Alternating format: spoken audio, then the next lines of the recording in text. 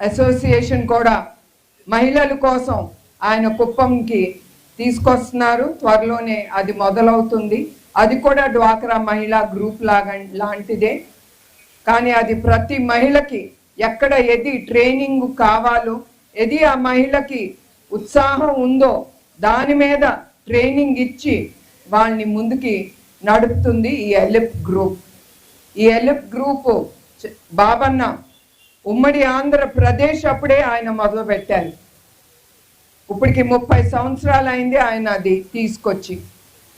దాంతో అది తెలంగాణ హైదరాబాదులో ఉంది. అట్లా కుప్పానికి తీసుకొచ్చి అక్కడ ఆ ఎలిప్ గ్రూప్లో మహిళలు ఒక 1000 రూపాయలు, 2000, 3000తో మొదలుపెట్టిన ఆ గ్రూప్లో మహిళలు ఇప్పుడు లక్షలు, కోట్లు